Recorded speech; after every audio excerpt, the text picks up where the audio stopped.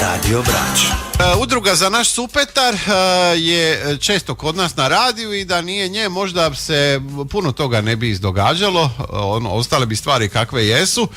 Pa evo, sada je bila jedna sjednica, jedan sastanak u Supetru vezano za gospodarenjem otpadom, ako se to može tako nazvati, jer kad je smeće u pitanju, riječ gospodarenje mi ne zvuči dobro, jer gospodarenje bi trebalo gospodariti znači kao što ima vrijednost, a otpad možda ima vrijednost.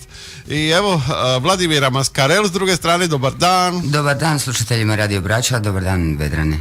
Evo, vi ste imali sastanak u poglavarstvu, očitovanje udruge za naš Supetar vezano za tu situaciju i tematsku sjednicu. Pa bila je tematska sjednica 7.5.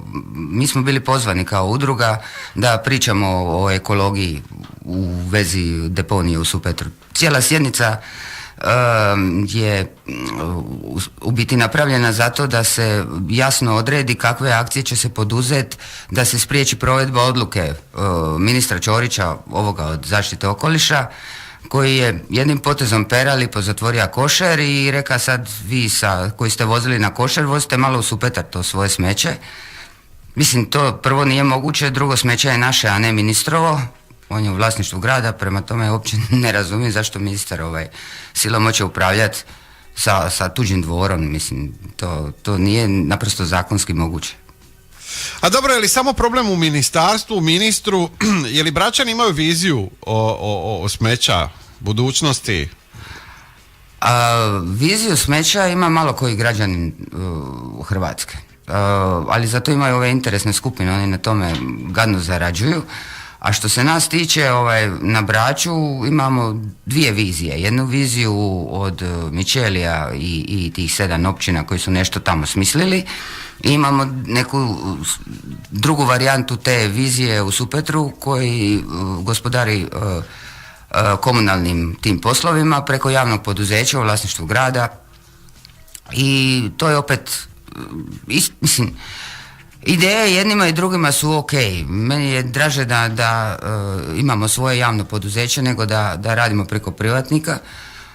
Mislim da tu ima nekih ideja koje su korektne i da je taj put dobar. To što bi to trebalo biti sve 10 puta brže, to je sad druga priča, ali nije ni cijeloj Hrvatskoj ništa napravljeno. Mi smo nešto napravili, znači bolji smo od prosjeka države.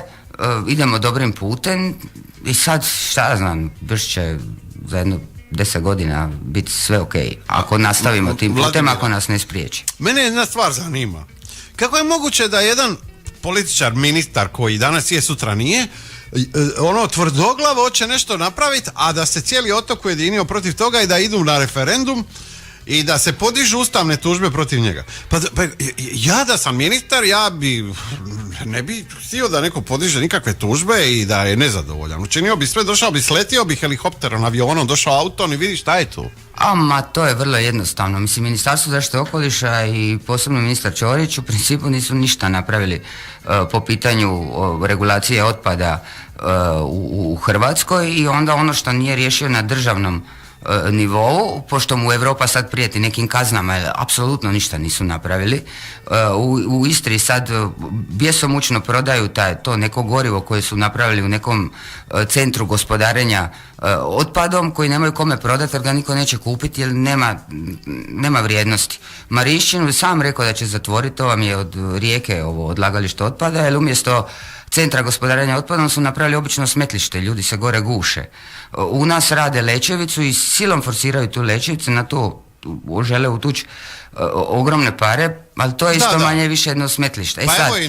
Sad, pošto ništa od toga nije gotovo, a ono što je gotovo je u raspadnom stanju, ili propada, ili gube pare, ili prijete kazne, onda je on odlučio, sad će on umjesto da kazne plati država i da bude ministarstvo krivo, sad će on to sve prebaciti na jedinice lokalne samouprave. I onda je rekao, sad smo mi puno uštedili jer nemamo više 2 odlagališta nego imamo 1.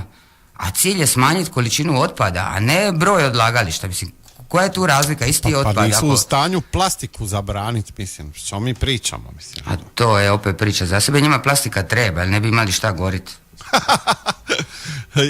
Meni je ovo toliko sve suludo da mi o ovome moramo razgovarati. Evo, pa nije za vraga u Jugoslaviji bilo zabranjeno išta raditi u Dugopolju.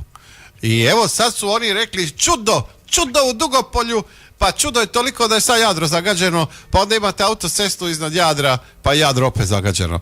Mislim, i sad moraju raditi centrifuge, kavitacije, filtere.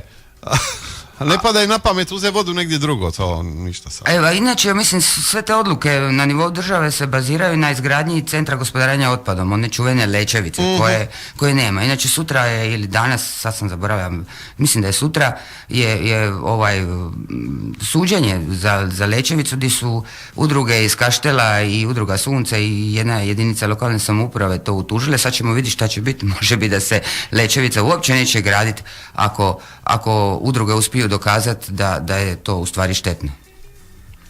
A on bazira da ne moramo se mi nervirati ovo što nam je zatvorija, pribacija i tako dalje, nema to problema, sad će ta Lečevica začas pa ćemo mi voziti svo smeće u Split. Mislim, to je toliko glupa logika da to nije stvarno, jer da bi mi platili trajekte sa tim smećem svim ovako nesortiranim, mišanim komunalnim otpadom do Splita, znači ako je neko plaća 50 kuna smeće, automatski bi mu išla na 300 kuna. Ko će platiti trajekt, kamion, sve? I onda će ići u tu Lečevicu koja sigurno neće početi sutra raditi, a sutra se možda i prekine na sudu pa će ići u neki novi projekt. Mislim. Ja gledam antičko smeće, znači staro jedno 2-3 tisuće godina. To su hrpe onih amfora razbijenih kojima nisu bili zadovoljni ili su korištene pa su bačene. Ambalaža, amfore, glinene amfore su pobacane, znači nisu niti čuvane, nego su itnute onako u komadima. Imate cijele planine tamo gdje se peklo to, te amfore, boce, šta god. I u ono vrijeme je bilo smeća koje danas isto smeće. Znači ta pečena glina je zemlja, hvala Bogu, ali je ipak materijal koji se stvorio u obliku jednog brda. To je bilo tamo u Egiptu pečeno, pa u Turskoj, pa bilo je tih nekih lokacija gdje se to radilo. I sad mi imamo plastiku, mi imamo zagađene oceane, imamo zagađeno vlastito more, vlastiti prag i da je moguće da niko neće reći dosta plastike, dosta toga, dosta. A oni su kad donijeli neki zakon da od 2020. više nećemo moći koristiti jednokratnu plastiku u Hrvatskoj. Samo ne znam kako će ga provoditi, onako ništa ne provodi. Oni će jednostavno proglasiti plastiku koja je jednokratna da je višekratna. Moguće. Otprilike se tako rješavaju svi problemi. Da. Javno je dobro, inicijativa i udruga za naš Supetar. Sad, javno je dobro su preuzeli sad već vidim ovi županijski političari pa su rekli da preko javno je dobro možete vidjeti katastarska stanja, koncesije, ja otvorim tu stranicu, ne vidim ništa. Mislim, to su takve floskule. Pomorsko je dobro su napravili. Pomorsko je šta? Mislim, gledam tamo kako su ucrtali te karte, pa onda ispada da nije pomorsko dobro 7 metara od plimne linije, nego 7 metara u moru. Mislim, pa koga oni to...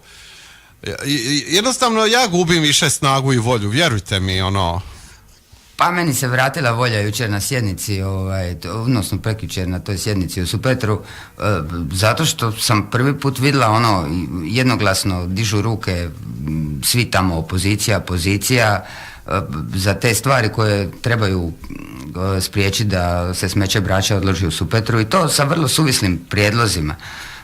Gospođa Arnerić je iz HSS-a izložila taj prijedlog referenduma i referendumskog pitanja i u stvari je postavila pravu stvar. Smeće je naše. Znači, smeće je od grada Supetra. Kako bilo ko može, odnosno deponiji, ne smeće, a i smeće naravno, kako neko može reći šta će ti radi sa svojim vlasništvom? Mislim, to je nemoguće i zato je dobro to što idemo na referendum da ljudi koji su u stvari vlasnici toga deponija kažu svoje mišljenje i da jedanput bude jasno da ti niko ne može raditi sa tvojim makar je to naše, ono što neko tamo u vladi ili negdje bilo gdje u Europi sad napiše nešto i sad ti to moraš raditi. Mislim, ne moraš raditi, ti ne moraš prihvatiti tuđe smeće. Ja vidim ovdje veći problem, a to su ove ostale bračke općine. Mislim, one u smeće dovoziti u Supetar neće. To je 100% sigurno, a ne vidim da su nešto aktivne i da traže alternativu. I ja mislim da će to biti veliki problem. Uopće mi nije jasno zašto se ne javljaju po novinama, zašto ne plaću, ne kume, ne znam, mislim, da se otvori to. Evo, ajmo ovako pričati. Da sad ja imam neku parcelu na Braču i ja proglasim nju privatno da je to smetlište. Jer bi ja mogao zaraditi pare onda. Ne može, treba prvo to sve registrirati i dobiti pravo na to smetlište. Ovako, ministar može zatvoriti smetlište. On samo ne može nikome drugome narediti da uzima tuđe smeće. To su ovlasti ministra. Sad, dajte vi meni objasnite, šta radi Bol, šta rade Pučišća, šta rade Milna? Zatvorili su im smeće, a oni još nisu digli bunu. Pa di oni voze smeće? Smeće je zatvoreno već 10 dana. Niko se ne buni. Aha, dobro pitanje. Di oni voze smeće? Da ja to je potpuno ilegalno odlagalište sad kod Mićelija jer je zatvoreno. Što je to kružno gospodarstvo? To ja ne shvaćam. A kružno gospodarstvo je u principu to da smeće vrtimo u krug, jeli, i da od njega stvaramo novi proizvod, jel? Ja sam mislio da ga vrtimo u krug kamionima. Otprilike je tako. Voze kamioni po otoku smeća, a nigdje ga još nisu izbacili. Pa otprilike će to tako i biti. Ja mislim, stvarno ne razumijem neke stvari. Uglavnom mi ćemo imati taj referendum 9.6. To je jako bitno da ljudi zapamte, jer lokalni referendum ima vrlo loše uvjete. Znači, kad smo išli u Europu nije trebalo biti nikakve izlaznosti. Mogao je jedan čovjek doći i reći Hrvatska ide u Europu i to je bilo to. Ali, kad se radi o lokalnim referendumima, onda je država smislila da nas mora izaći više od 50%. I sad, mi imamo referendum 9.6. 9.6. još se studenti nisu vratili. Ovi koji imaju vikendice, ako bude grubo vrijeme, sigurno još neće doći na ljetovanje ovih 3-4 mjeseca jer su prijavljeni u Supetru. I znači od nekakvih 3800 birača koliko imamo ćemo imati manji broj od stvarnih glasača. Mi moramo u svakom slučaju imati izlaznost veću od 50%, znači preko 2000 ljudi mora izaći na taj referendum da bi on bio valjan. Ja bih volila da ljudi to zapamte i da tog 9.6. bude odaziv što je moguće veći, da mi podupremo te sve odluke što su političari donijeli i što je donijelo gradsko vijeće, da nećemo to smeće. Dobro, ja sam pitao već Cemex, ali tamo spaljuju smeće, oni su rekli, ne, ma kako je to? A ovdje se oni ne smanjuju smeće, to se sad zove, kako preko energetike su sad smislili. Da oni tako nešto proizvode energiju. Energiju ili nešto, sa smećem, lože sa smećem, da bi mogli raditi cement, jel? Tako nešto, ali nemaju to di prodati, jer to su već probali u Istri, pa onda, mislim, samo mogu nas potrovati, ništa drugo. Pa da, mislim A to isto možda cilj, ko zna. Odakle je toliko bolesti u Splitu, mislim, oprostite, ali prije to nije bilo prisutno. Ja točno pratim kad se pojavio prvi rak, kad je to krenulo, dakle. Inače, gledala sam neki dan izlaganje od projektanta za Lećevicu. I vrlo je interesantno.